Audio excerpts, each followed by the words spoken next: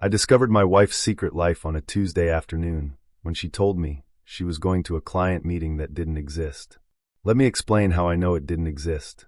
But first, you need to understand that everything I thought I knew about my marriage was about to shatter in ways I never imagined possible. My name is Ruben, and I'm a landscape designer here on Staten Island.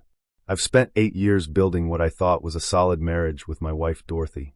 She works as a consultant for small businesses, helping them optimize their operations. We live in a decent apartment in the Stapleton area, nothing fancy, but comfortable enough for two people who both work hard and enjoy the life we've built together.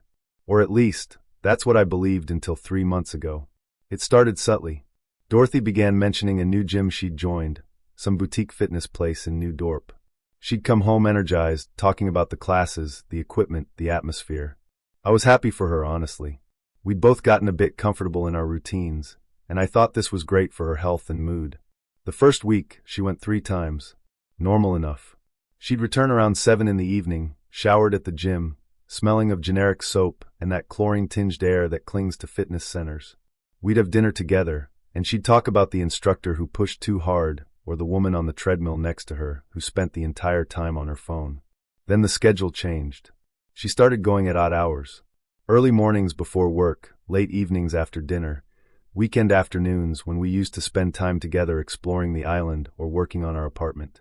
When I suggested joining her, she always had a reason why that particular gym wouldn't suit me. Too crowded during the times I'd want to go, too expensive for 2 memberships, too focused on the type of high-intensity training I wouldn't enjoy given my physical job already kept me active. I didn't think much of it initially. I was actually relieved in some ways. We'd fallen into a routine that felt more like being roommates than spouses, and I figured this was her way of finding herself again, reclaiming some independence. I threw myself into my work, taking on a major project redesigning the grounds of a corporate office building in Tottenville. But then came the client meetings. Dorothy's job had always been flexible, with occasional evening appointments or weekend consultations when that's the only time a small business owner could meet. But suddenly, these were happening 3-4 times a week. Always in the evenings. Always requiring her to be gone for hours. And here's what made me start paying attention. She stopped talking about her clients. Before, she'd come home and decompress by telling me about the struggling restaurant owner who couldn't manage inventory, or the retail shop that needed help with staffing schedules. She'd ask my opinion, use me as a sounding board, even though I knew nothing about business consulting. It was one of the ways we connected, her sharing the challenges of her day, while I described the difficulties of dealing with contractors or clients who wanted palm trees in a New York climate. But now, nothing. Just vague mentions of a meeting or a consultation. When I'd ask how it went, she'd give one-word answers. Fine. Good. Complicated. I remember one Thursday evening, about 6 weeks into this new pattern, when something shifted in my awareness. She was getting ready for what she called a client dinner, and she spent 40 minutes choosing an outfit. Dorothy had never been someone who agonized over clothes. She had her work uniform, professional blazers, simple blouses, comfortable pants. But that evening, she tried on 3 different dresses, checked her makeup twice, and changed her jewelry before settling on a delicate silver necklace I'd bought her for our 5th anniversary. You look nice, I said from the bedroom doorway. She jumped slightly, as if she'd forgotten I was home. Oh, thanks. This client is a bit more upscale, wants to expand into online retail, so I figured I should look the part. Which client is this? A pause, barely noticeable. The boutique owner in New Dorp. I think I mentioned her last week. She hadn't. I would have remembered. The Tuesday that changed everything, she kissed me goodbye around 6 in the evening, told me she had a client meeting in Midland Beach, and said she'd be back by 9. She was wearing that perfume again. Not her usual scent, the light floral one she'd worn since I met her, but something new, something deeper and more complex, something that seemed too deliberate for a business meeting. I sat in our apartment after she left, and something just felt wrong. You know that feeling in your gut that tells you something's off? I'd been ignoring it for weeks, pushing it down, telling myself I was being paranoid or insecure.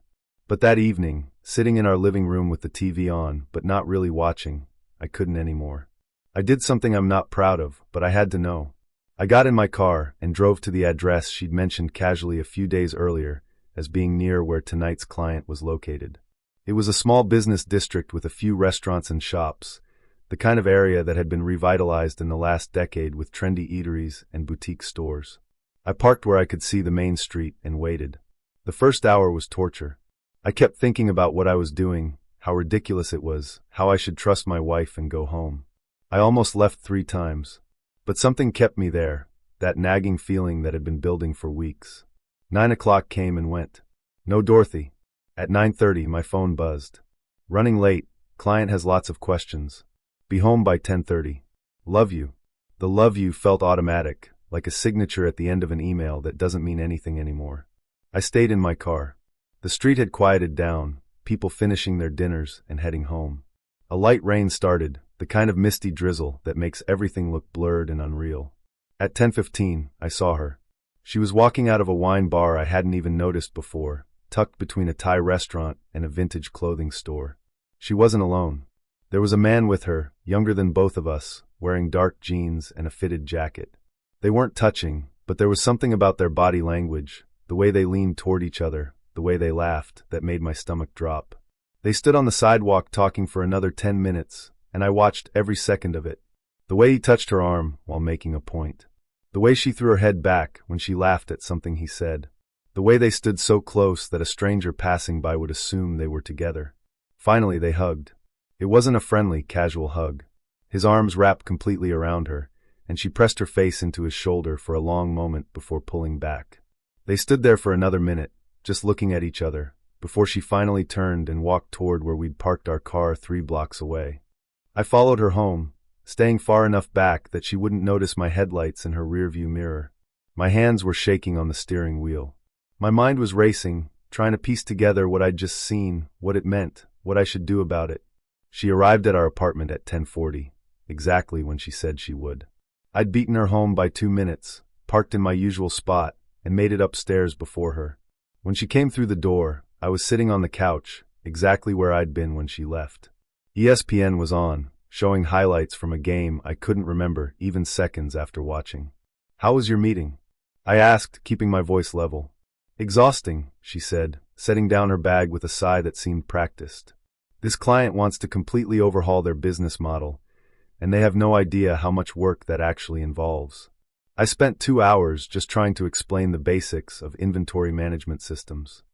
She was lying to my face, and she was good at it. Her tone was perfect, tired but engaged.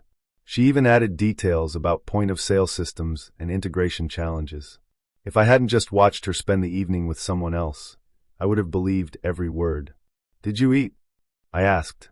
"Yeah," the client insisted on ordering food while we worked. Some Vietnamese place nearby. "How about you?" "I grabbed something earlier." She nodded, already moving toward the bedroom. "I'm going to shower and head to bed. Today was long."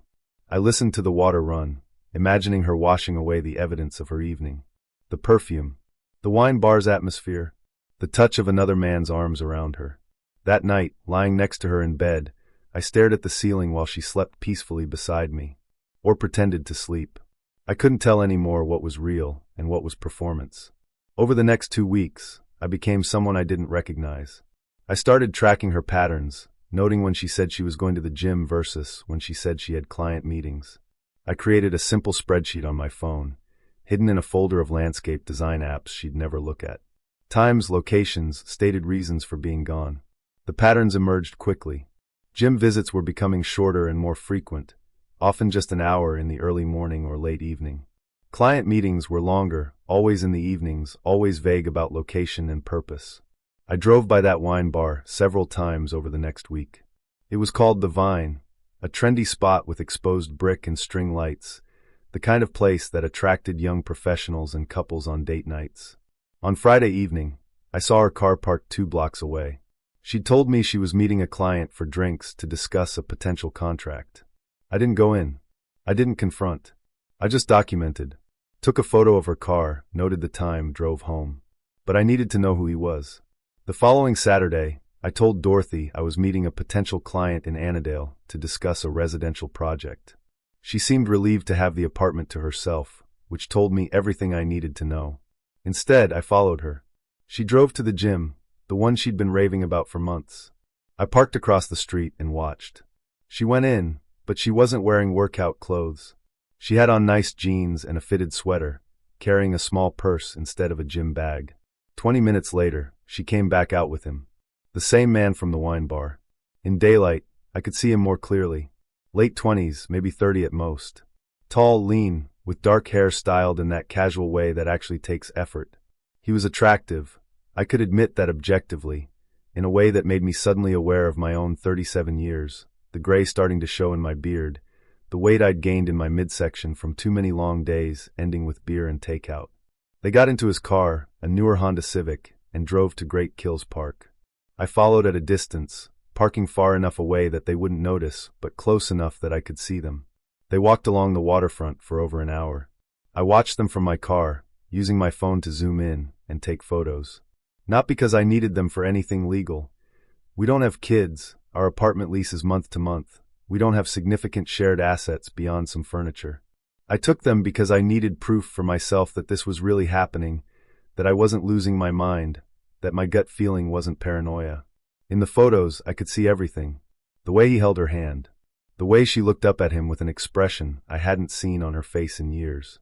The way they stopped at one point, and he pulled her close, kissing her while the wind blew her hair around them. I sat in my car and watched my marriage end in real time, documented in digital photographs that I knew I'd never show anyone but couldn't stop taking. After they left the park, I didn't follow. I drove home, poured myself a whiskey I didn't usually drink, and started searching. The gym's website was easy to find. They had a staff page with photos and brief bios. And there he was, Rodger Martinez, front desk administrator. The bio said he'd been with the gym for 2 years, that he was passionate about fitness and helping members achieve their goals, that he believed in building a welcoming community. That's how they'd met. He was the friendly face she saw every time she checked in, the person she chatted with while signing up for classes or asking about equipment. He probably complimented her dedication, asked about her progress, suggested they grab coffee after her workout to discuss fitness goals. And somewhere in those conversations, in those small moments of attention and interest, something had started. I looked at his photo on the website for a long time. He had an easy smile, the kind that probably made everyone feel special. I wondered if he knew she was married. I wondered if he cared. The breaking point came on a Wednesday evening, 2 weeks after I'd discovered the truth. I came home early from a job site, the client having canceled our afternoon meeting due to a family emergency. Dorothy's car was in the lot, which surprised me since she'd said she'd be working late. I entered our apartment quietly, not intentionally trying to sneak, just naturally quiet after a long day. That's when I heard her voice coming from our bedroom. The door was slightly open, and her tone stopped me in my tracks. It was soft, warm, genuinely happy in a way I hadn't heard directed at me in months, maybe years. I know, she was saying, a smile evident in her voice. I just need to figure out the right time. No, he doesn't suspect anything. I do, I really do. You know I do. A pause while she listened. It's not that simple, Rodger. I can't just, there's the apartment, and our lives are so intertwined. I need to do this the right way. Another pause, longer this time. Stop it, she laughed, that genuine, unguarded laugh I'd fallen in love with 8 years ago. You're making this harder. Okay, Friday. I'll figure something out for Friday night. The wine bar at 8. She was planning her next meeting with him while standing in our bedroom, the room where we slept together every night, surrounded by photos of our wedding, our trips together, our life. I backed away silently and left the apartment, sitting in my car in the parking lot for 20 minutes before texting her that I was heading home. When I came back up, making sure to make noise closing the door, calling out a greeting, she was in the kitchen starting dinner, perfectly normal, perfectly composed. How was your day? She asked, chopping vegetables with the efficiency of someone whose mind was clearly elsewhere. Good.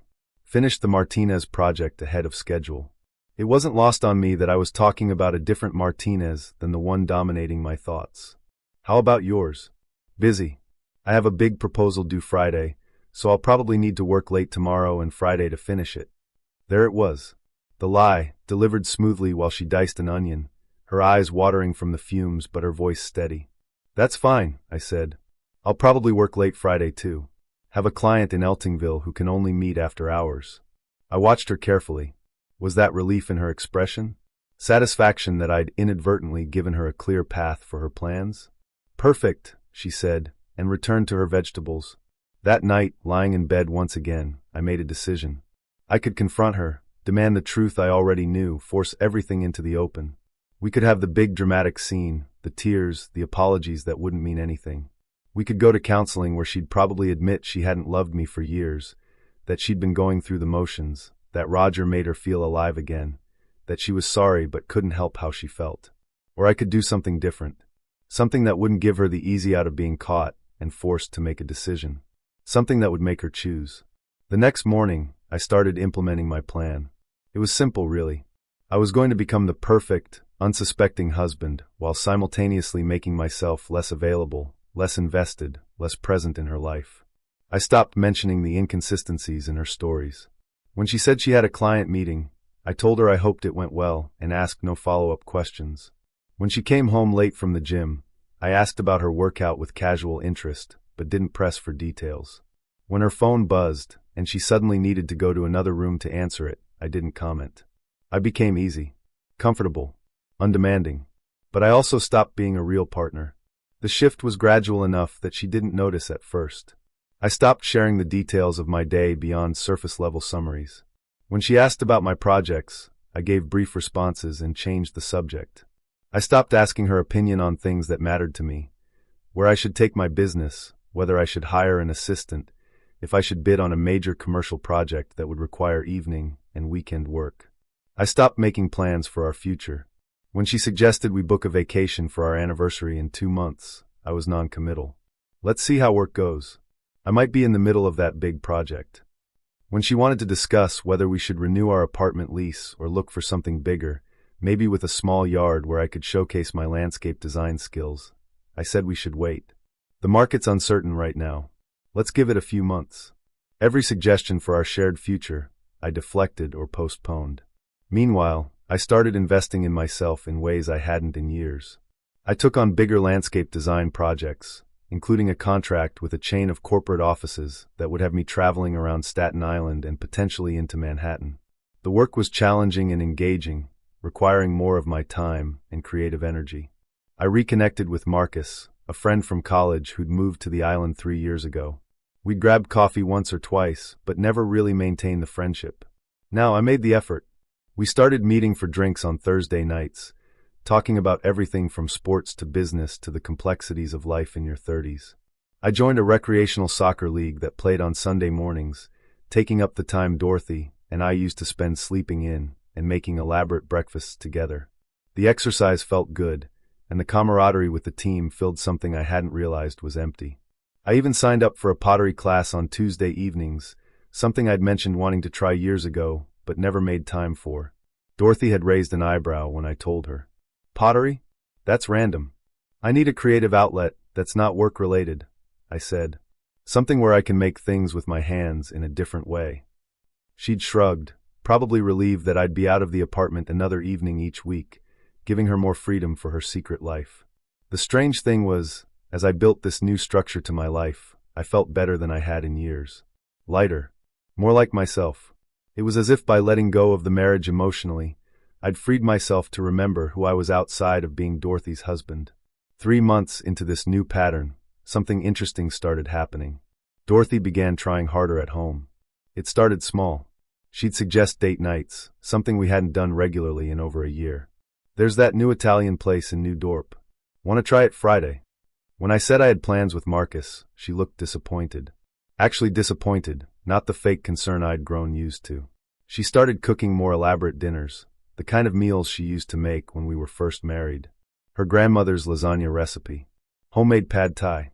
A complicated French chicken dish that required marinating overnight. She asked about my day with what seemed like genuine interest. How's the corporate project going? Are the clients happy with your designs? She wanted to see photos of my work, offered opinions on plant choices and layout options. One evening, she even suggested we go to one of my soccer games. I'd like to see you play. I bet you're good. I think she could sense the distance I'd created, even if she couldn't articulate what had changed. Her secure home base was becoming unstable, and it confused her. I was physically present but emotionally absent, and she didn't understand why. I remained pleasant but distant. Not cold, that would have prompted a confrontation. Just not fully engaged. I went to dinner with her and had perfectly nice conversations about surface-level topics. I appreciated the elaborate meals but didn't comment on the extra effort. I politely declined her offer to come to my game, saying it was just recreational fun, nothing worth watching. For every step she took toward me, I took a small step back, maintaining the same distance. I could see it frustrating her. She'd try to initiate conversations about us, about our relationship, but I'd gently redirect. "We're fine, Dorothy. Why are you worried?" Making her question whether the problem was real or in her imagination. Meanwhile, through my fake social media account, I watched Rodger's posts become more frequent and more melancholy. Vague quotes about patience and timing. Photos of solitary walks with captions about waiting for the right moment. He was feeling the distance too, probably wondering why Dorothy wasn't leaving me as she'd apparently promised. She was caught between two worlds, and for the first time since this had all started, she wasn't in control of either one. It all came to a head on a rainy Saturday evening in early October. We'd spent the day in the apartment separately, me working on design proposals in the living room, her in the bedroom on her laptop, supposedly working on client presentations. The rain had started in the afternoon and hadn't let up, one of those steady downpours that makes you want to stay inside with tea and a book. Around 6, Dorothy emerged from the bedroom. Her eyes were red, like she'd been crying, and she had that look people get when they've made a difficult decision. "Can we talk?" she asked. I closed my laptop. "Of course."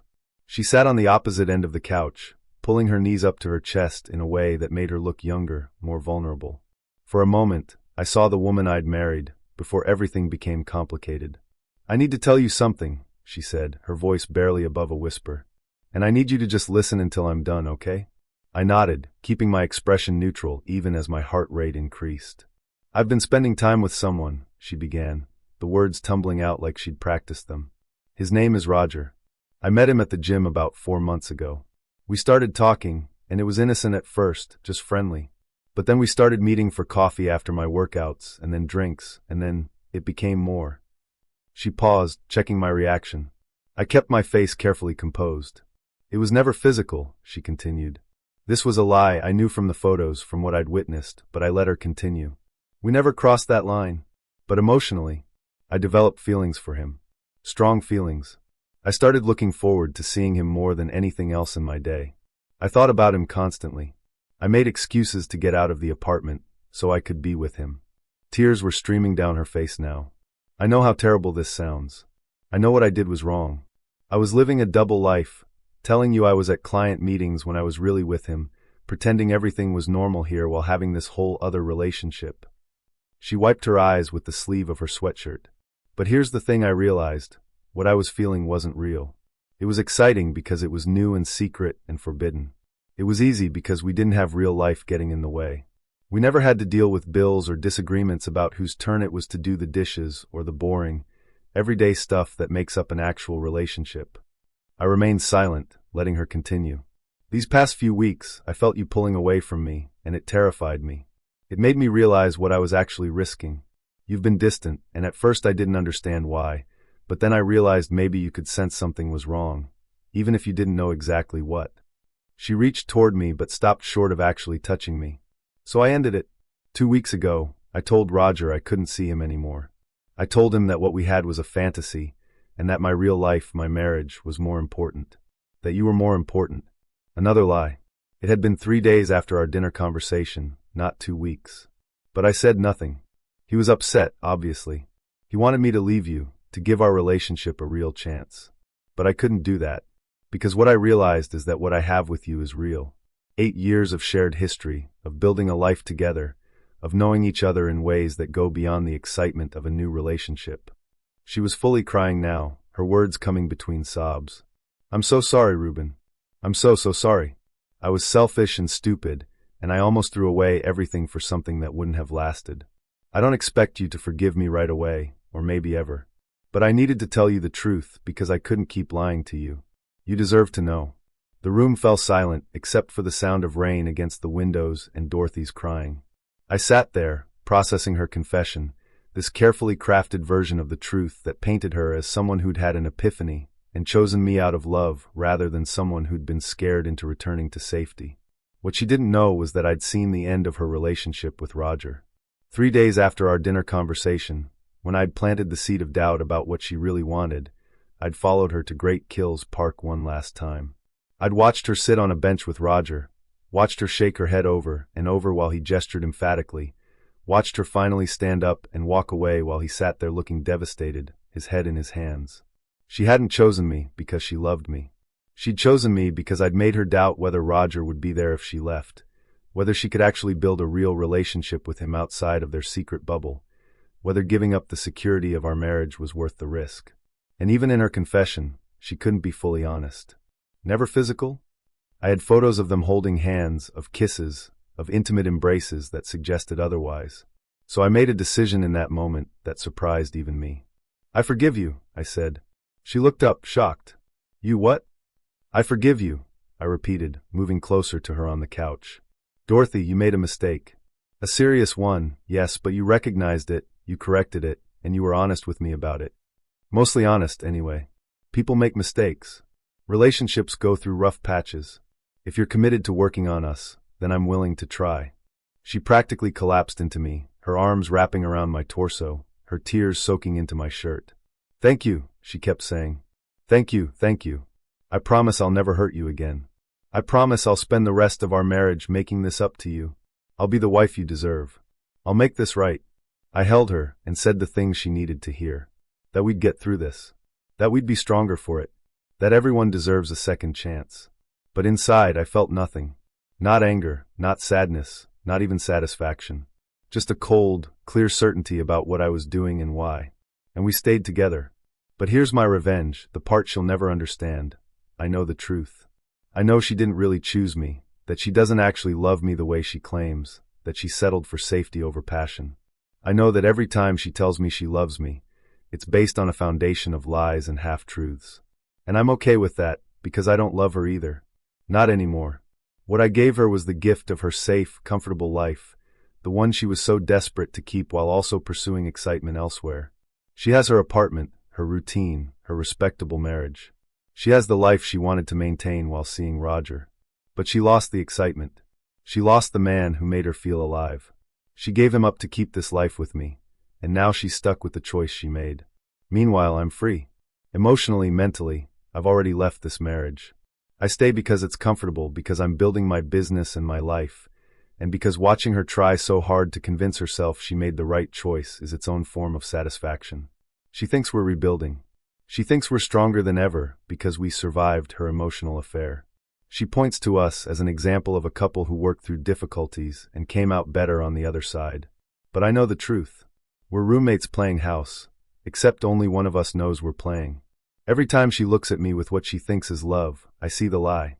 Every time she tells friends how lucky she is that I forgave her, I know she's lucky I haven't told her the whole truth of what I know and how I really feel. She gave up her happiness for this illusion, and I let her. That's my revenge. Sometimes she looks at her phone with a sad expression, and I know she's thinking about Rodger. Sometimes I catch her staring into space with a wistful look that tells me she's wondering what might have been. And every single time, I feel a sense of satisfaction knowing she chose this cage herself. The real revenge isn't in leaving or exposing her or making her suffer publicly. The real revenge is in letting her believe she got away with it, that she made the noble choice, that we're happy. She'll spend the rest of our marriage trying to convince herself she made the right decision, trying to manufacture the feelings she pretended to have for me, trying to forget the passion she felt with someone else. And I'll spend it knowing exactly what she gave up, and that she can never get it back. Some might say I should have left, that I'm wasting my time in a loveless marriage. But they don't understand. I'm not stuck here. I'm choosing this every single day, because watching her live with the consequences of her choices while believing she won is more satisfying than any dramatic exit could ever be. Dorothy thinks we survived a crisis. She thinks our marriage is proof that love can overcome obstacles. But the truth is, our marriage ended the moment she fell in love with Rodger. The difference is, only one of us knows it's over. And that's a secret I'll keep as carefully as she kept hers, for as long as I find it useful. Thank you for watching the video to the end. YouTube may no longer suggest my channel to you, so subscribe to it to receive new interesting stories. You will also help the channel grow and improve the quality of its content. A playlist with other interesting stories that you can listen to is now displayed on the screen. You can also write in the comments what stories you would like to see on the channel.